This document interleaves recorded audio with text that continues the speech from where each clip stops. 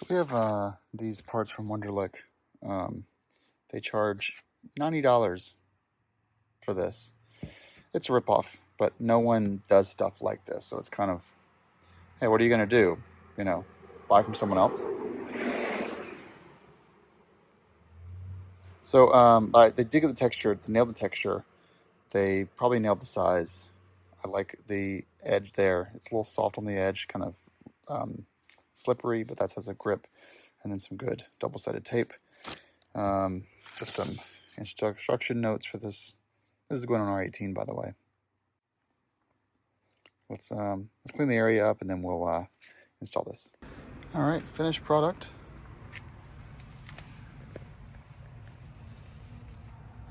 So you've got it right there. It follows the line. It says this is removable. So when you supposedly when you pull this off, the stickers stay on the tank for a quick removal if you need to clean something, I guess, and then you can put it back on. But has that classic look now. It's not obviously perfect, but has a classic look.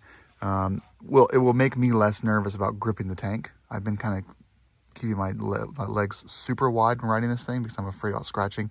You can see it is hand-laid pinstriping.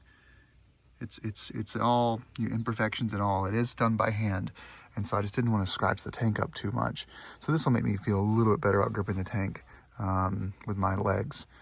But yeah, short video, obviously, but expensive part for what it is.